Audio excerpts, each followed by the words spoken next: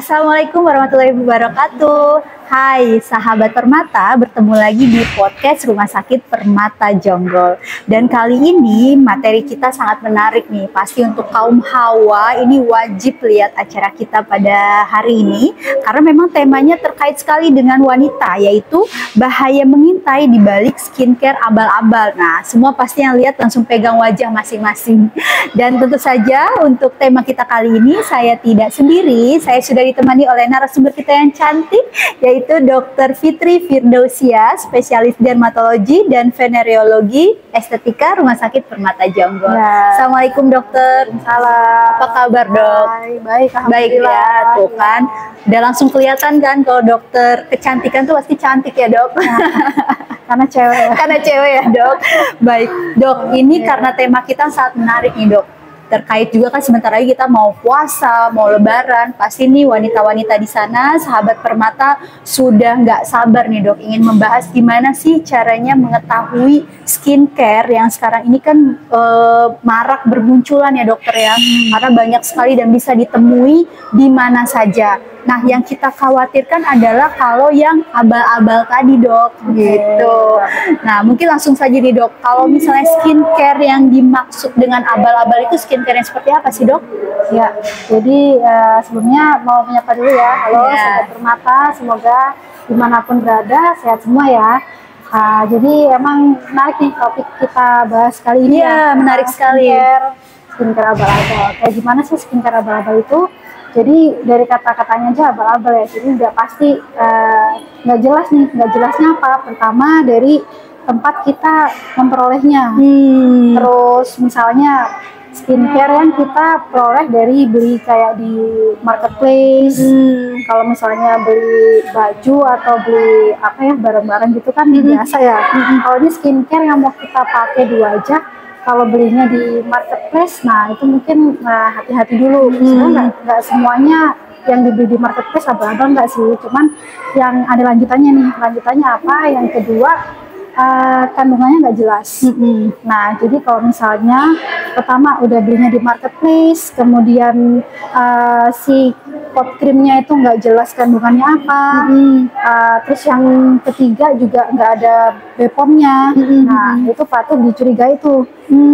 Jadi kalau udah biasanya kalau misalnya produk yang kita beli di marketplace itu udah ada BPOM-nya, kemudian sudah ada kandungannya apa aja, misalnya ada bahan aktif niacinamide, glycolic acid dan lain-lain. Ketika udah tertera di situ, insya Allah udah aman ya. Tapi kalau nggak tahu nih kandungannya apa, itu patut dipertanyakan. Apalagi yang udah pakai embel-embel krim racikan dokter, udah pakai etiket biru. Nah, etiket biru atau krim racikan dokter itu pastinya harus dibeli setelah sobat Permata itu konsultasi dulu ke dokternya, kemudian mendapatkannya juga di apotek atau farmasi. Nah, itu udah lebih jelas karena udah personalisasi nih, dokternya udah menyesuaikan dengan keluhan dari masing-masing orangnya gitu. Oh, baik-baik. Jadi yang jelas adalah si pasien itu harus konsultasi terlebih dahulu ya dokter ya? Kalau pakai krim yang Racikan. etiket biru atau racikan dokter. Oh, oke. Karena memang jenis wajah yang satu dengan yang lainnya pasti berbeda ya dok. Nah, saya sering dengar nih dok, sekarang ini banyak skincare yang dampak atau impact itu cepat dirasa. Nah, sebenarnya kalau skincare yang baik, aman itu prosesnya seperti apa sih dokter? Di wajah kita? Jadi kalau misalnya dipakai sehari 2 hari, Langsung seminggu udah langsung glowing, langsung ya. putih. Nah, itu juga kembali lagi nih, bisa dimasukkan ke ditakutkan abal-abal. Kalau misalnya tadi ya udah nggak jelas 4 hal tadi itu, ditambah pas dipakai efeknya cepet instan. Nah, itu juga makin harus curiga lagi. Waspadai ya dok. Soalnya kalau yang normal itu harusnya regenerasi kulit kita itu kan sekitar 1 bulan tuh. Jadi paling nggak pakai sebulan itu baru deh ada efeknya ya dok. Gitu. Misalnya yang awalnya kusam jadi agak lebih cerahan, atau awalnya ada jerawatnya jadi lebih membaik gitu. Kalau belinya skincare yang dijual bebas, yang beneran. Kecuali kalau misalnya pakai krim racikan dari dokter nih, misalnya ya setelah ketemu dengan dokter diresepkan, lalu dalam waktu seminggu yang awalnya ada jerawat, jerawatnya jadi lebih kempes-kempes, itu mungkin bisa terjadi. Kenapa? Karena biasanya kalau krim racikan dokter itu memang bahan aktifnya lebih poten lah ya, jadi memang makanya nggak bisa diperjualbelikan bebas karena ada dosis tertentu gitu. Jadi mungkin itu efeknya bisa lebih cepat, tapi kalau skincare yang bisa kita dapatkan bebas harusnya paling enggak itu sebulan deh itu baru ada. Kalau misalnya ingin yang mencapai maksimal tentunya lebih dari itu. Baik-baik. Jadi memang harus ada prosesnya terlebih dahulu ya dok. Malah yang harus kita curigai adalah ketika kita menggunakan skincare, terus tiba-tiba 2 hari kemudian langsung putih gitu ya dok. Nah, iya. Langsung glowing. Itu tapi yang biasanya disukai masyarakat saat ini ya dok ya. Padahal mereka nggak tahu nih dampaknya atau resikonya di kemudian hari ya dok ya gitu. Oke, berarti kita udah tahu tuh salah satunya adalah berarti efeknya yang terlalu cepat ya, instan. Karena harusnya kalau skincare yang baik itu memang ada proses terlebih dahulu ya dok, minimal menyesuaikan dengan wajah kita. Nah dok, tadi kan mengenai penggunaan skincare ya. Nah masih berkelanjutan dengan skincare ini, apakah kita cukup hanya menggunakan skincare atau memang harus ada treatment-treatment yang wajib dilakukan untuk wajah dok? Oke. Untuk treatment sebenarnya sih nggak semua harus treatment yang di rumah sakit, di klinik atau di tempat lain gitu ya. Kapan kita butuh treatment khusus? Kalau misalnya pertama usia udah lebih dari 30 nih, udah mulai muncul tanda-tanda aging gitu. Kulitnya udah mulai menua ya. Udah mulai menua. Terus apabila ada masalah kulit tertentu, misalnya ada jerawat kah, atau ada flek, atau ada keriput, kulitnya udah merasa kendur, nah itu bisa dengan treatment. Atau sebenarnya sih kalau sebelum muncul tanda penuaan atau tanda masalah yang seperti saya sebutkan, terus ingin melakukan treatment juga sebenarnya nggak masalah. Cuman kalau yang udah hampir diwajibkan nih atau lebih disarankan itu kalau yang sudah bila sudah ada keluhan ya dok. Gitu. Tapi memang balik lagi sih, mencegah kan lebih baik. Betul. Jadi, kalau misalnya ingin pakai skincare aja ngerasa kok kurang glowing atau kurang apa, nah itu mungkin saatnya butuh treatment tambahan. Oke, baik. Nah, sahabat Permata, bagi yang ingin menanyakan terkait dengan kesehatan wajah juga boleh ya, langsung bisa ditanya di live chat. Oke, ada pertanyaan. Apakah skincare yang udah Bepom itu sudah terbukti bagus dok? Oh, oke. Jadi kalau skincare yang udah Bepom sudah pasti aman yang pertama ya. Kalau bagus enggaknya memang kadang-kadang itu tergantung dengan masing-masing kulit orang gitu. Istilahnya cocok-cocokan ya dok. Sebenarnya cocok-cocokannya itu seperti apa? Misalnya nih ada seseorang yang kulitnya oily, cenderung berminyak. Nah dia pilih skincare yang berbepom. Tapi sebenarnya skincare itu untuk kulit yang udah kering, yang untuk pencerahan atau lebih cocok untuk kulit kering. Ketika dia pakai tentunya jadi nggak bagus karena nggak sesuai dengan kondisi kulit. Tapi kalau misalnya kita milihnya tepat untuk, kadang kan ada kan udah jerawatan pengennya cepat ngilangin bekasnya. Nah jadi langsung deh yang dibeli yang untuk pencerahan. Itu agak pastinya jadinya kurang bagus gitu, padahal sudah berbepom. Jadi sebenarnya kalau ditanya bagus apa enggaknya, yang pasti udah aman ya, tapi kalau misalnya bagus enggaknya tergantung dengan jenis kulitnya. Balik lagi berarti lebih bagus memang konsul ya dok ya.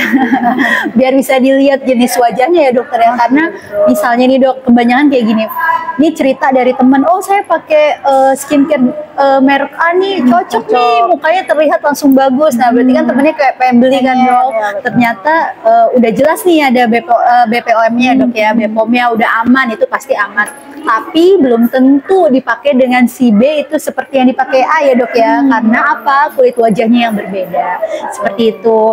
Oke, ada pertanyaan atau kita bisa lanjut ya? Baik, kita lanjutkan lagi dok. Tadi kan kalau misalnya kita bahas mengenai treatment itu kan berarti tergantung keluhan, tapi bisa dilakukan untuk perawatan berarti ya dok ya, untuk pencegahan bisa dilakukan. Nah kalau skincare sendiri dok, sebenarnya usia berapa sih sudah boleh menggunakan skincare dok? Oke, kalau untuk usia ya, sebenarnya kita mungkin balik lagi skincare yang wajib itu apa dulu ya. Jadi mungkin facial wash, moisturizer, sunscreen. Nah, kapan kita mulai wajib pakai? Sebenarnya kalau untuk sunscreen sendiri itu karena kita tinggal di daerah tropis di Indonesia yang panasnya sepanjang tahun, untuk bayi lebih dari 6 bulan itu sudah disarankan untuk menggunakan sunscreen. Oh, jadi kalau skincare-nya ini yang sunscreen, sebenarnya dari usia dini tuh udah boleh. Malah bukan boleh, kalau perlu sih diwajibkan, apalagi kalau misalnya udah dia mulai bermain ya di area outdoor luar, nah itu harusnya pakai sih gitu. Cuman kita taunya sunscreen, sunblock itu kayak kosmetik ya, jadi anak-anak belum perlu atau yang laki-laki nggak perlu, sebenarnya nggak gitu. Tapi kalau yang sunscreen yang tambahannya kayak facial wash atau moisturizer itu kembali lagi sih. Kadang ada seseorang yang memang dia bapaknya kulitnya cenderung lebih kering, itu udah boleh pakai moisturizer sejak usia dini ya, misalnya udah bayi, apalagi yang punya atopi tuh, itu memang harus wajib tuh pakai si moisturizer. Oke, berarti sudah boleh, tapi yang menjadi masalah mungkin nanti merek sunscreennya sendiri ya dok ya, karena kan dengan ya karena khawatirnya nanti pas dibilang boleh nih yang dipakai adalah sunscreen mamanya, sunscreen mamanya atau punya orang dewasa ya, karena sekarang juga udah banyak sih ya dokter sunscreen yang memang untuk anak-anak ya gitu. Atau kalau misalnya mau konsultasi terlebih dahulu juga boleh kan dok? Berarti boleh. Kan maksudnya sebenarnya jenis wajah anak ini kemana gitu ya dok ya, biar lebih aman mungkin ya, karena kan kadang-kala kan orang tua kayak masih worry nih anaknya masih kecil, kulitnya masih bagus gitu kan, sayang gitu kan, takutnya nanti malah jerawatan, malah apa gitu. Mungkin supaya orang tuanya pun lebih safety, mungkin bisa nanti konsultasiin dulu nih kira-kira anaknya wajahnya tipe kulitnya seperti apa dan cocoknya untuk sunscreen yang mana gitu. Sahabat Permata, ada lagi yang mau bertanya? Atau kalau misalnya belum, kita lanjutkan. Nah dokter, terkait dengan kulit sehat nih dok, sekarang ini kan banyak yang menyatakan dan menyampaikan bahwa kulit sehat itu tuh sekarang tuh yang glowing, yang kayak berminyak, yang ala-ala Korea gitu kan dok. Nah sebenarnya kulit sehat sendiri itu seperti apa sih dok? Iya betul, jadi sebenarnya kulit sehat tuh nggak pasti yang harus yang putih ya.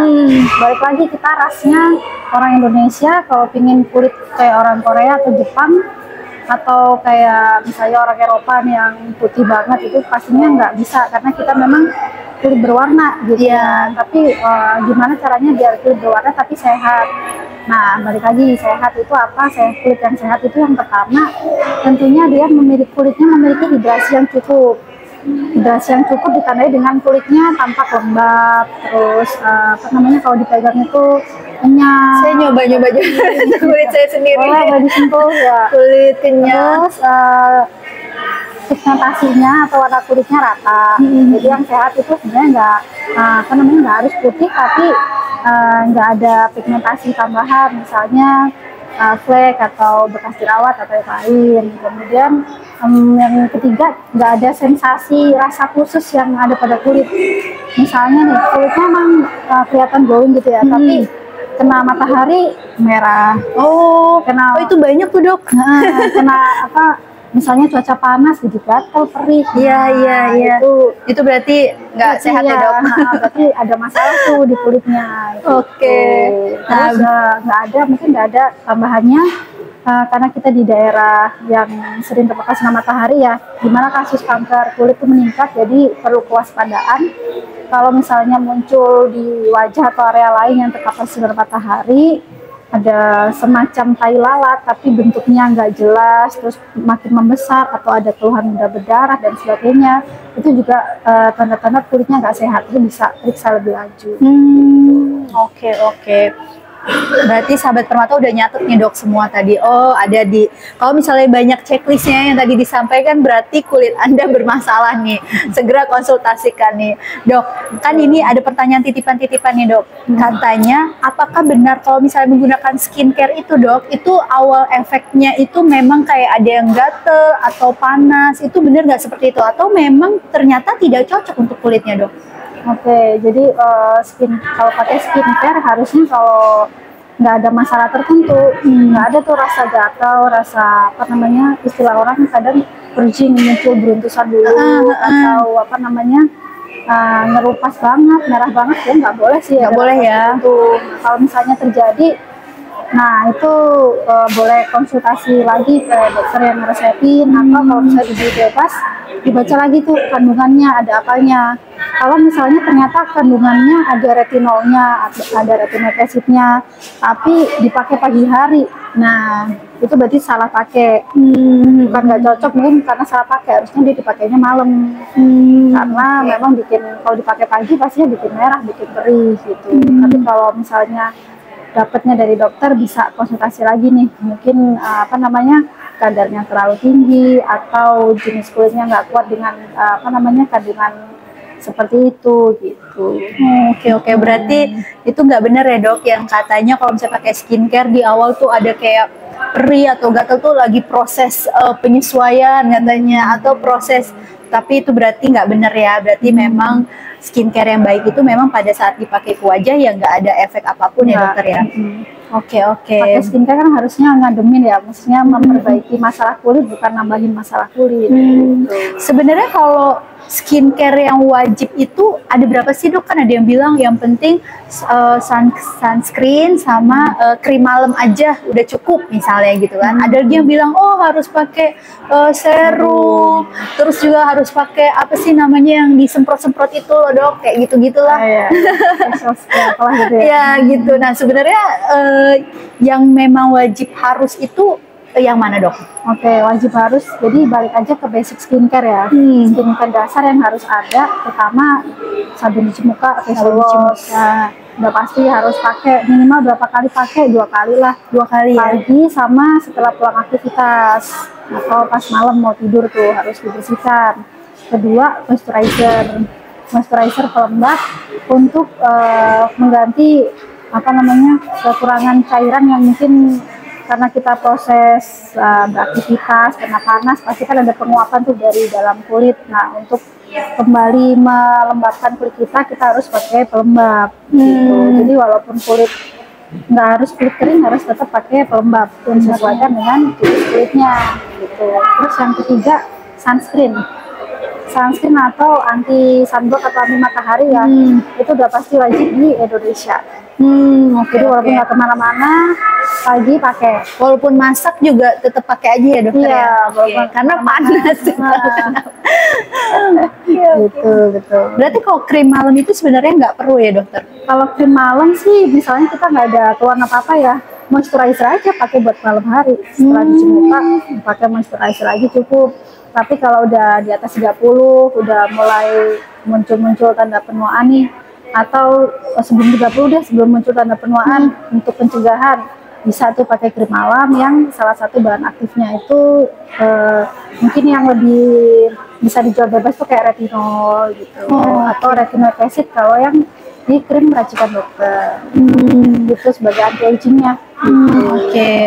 Makin seru ya dok nih, karena kan memang kecantikan ya, di mana-mana kalau misalnya ngomongin tentang kecantikannya akan banyak pertanyaan yang muncul. Banyak ya. Nah dokter, untuk pemakaian skincare sendiri dok, sebenarnya itu maksimal itu berapa lama sih di wajah? Karena kan kadang kalau misalnya wanita yang aktif berkarir, berarti kan dia dari bangun tidur, kadang kalau misalnya kerjanya memang jauh, dari subuh habis sholat biasanya kan udah langsung pakai makeup kan, nanti siang tambel lagi kan, habis itu sampai malam misalnya langsung dibersihin, terus pakai lagi krim. Artinya kan muka itu sama sekali tidak beristirahat ya. Sebenarnya itu benar nggak seperti itu? Balik lagi tergantung aktivitasnya. Nah, kalau misalnya emang wanita karir yang sibuk ya, udah benar pakai tuh siang tambahnya sunscreennya, makeupnya. Gitu. Terus kalau malam ya tadi kalau misalnya untuk pencegahan atau untuk treatment tertentu memang harus pakai. Jadi kadang tuh ada anggapan yang salah, nggak usah pakai krim lah, kulitnya biar istirahat. Justru malah kalau misalnya nggak pakai skincare apapun yang sesuai dengan jenis kulitnya, misalnya nggak pakai pelembab, karena kalau pakai pelembab ntar kulitnya nggak istirahat dong. Kalau nggak pakai krim yang untuk anti aging, ya tinggal tunggu aja. Biasanya ya jadi kulitnya lebih kering, jadi kulit kusam, terus tanda penuaan akan lebih cepat muncul. Jadi selama dipakai sesuai dengan porsinya, sesuai dengan dosis dan jenis kulitnya sih udah pasti aman dan malah banyak efek positifnya. Oke. Jadi memang istirahatnya kulit itu ya dengan dikasih pelembab seperti itu ya dok ya, menutrisi ya, seperti tubuh kita juga mungkin ya dok. Jadi harus dikasih minum, tetap harus makan seperti itu. Oh baik dok, pertanyaan terakhir nih dok. Oh ada lagi. Oh saya baru mau nanya ya, silakan. Dok, kita bisa nggak tahu ciri-ciri skincare yang mengandung bahan kimia atau abal-abal secara detail dok? Jadi mungkin baunya gitu dok menyengat.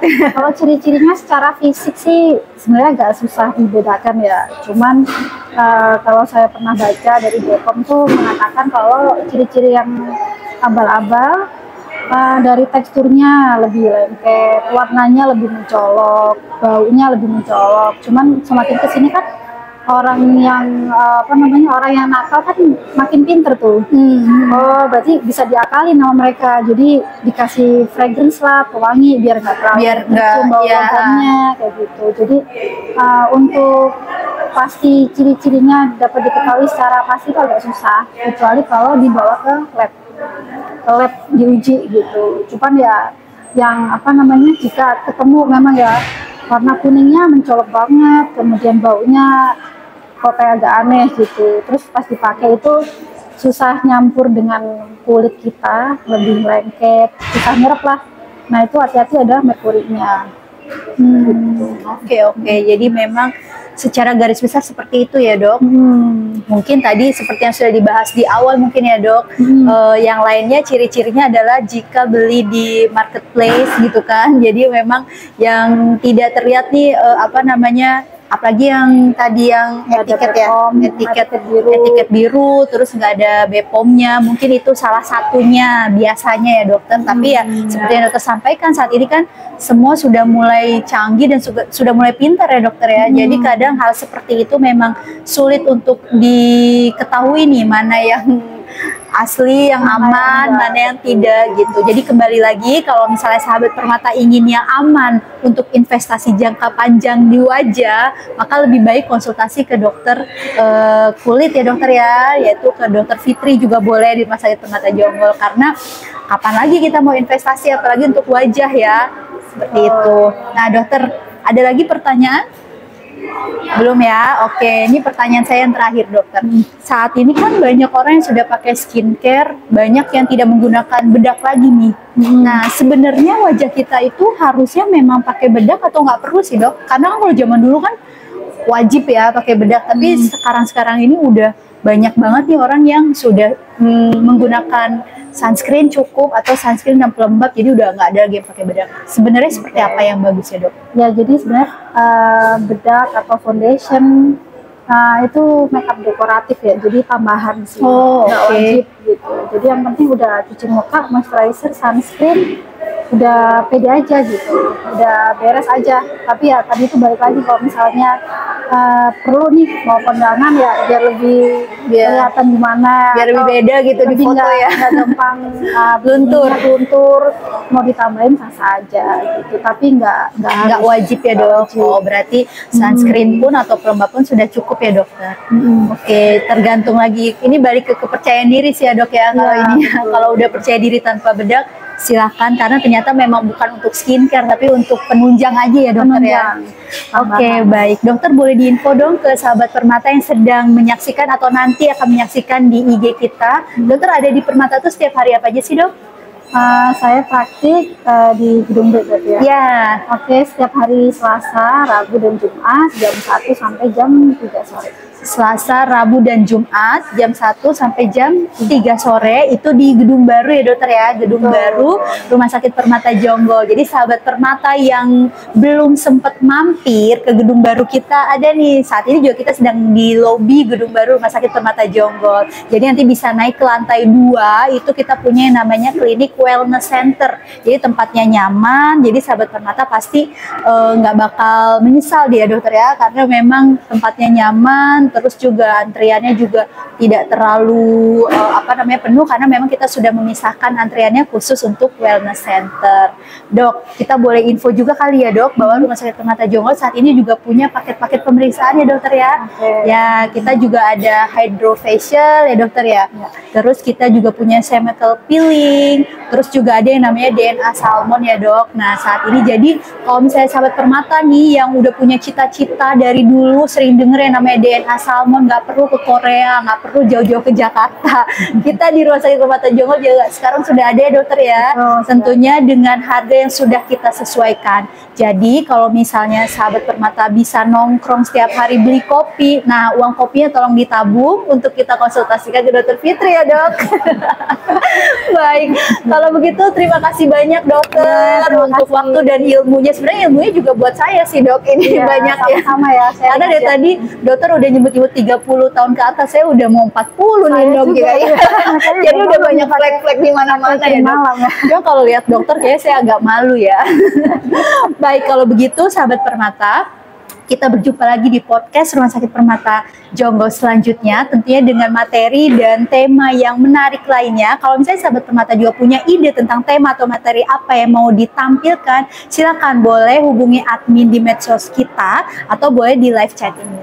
Baik, kalau begitu dokter kita pamit ya. Mohon maaf jika ada kesalahan dalam berucap. Wabillahi taufiq wal hidayah. Wassalamualaikum warahmatullahi wabarakatuh. Sampai jumpa.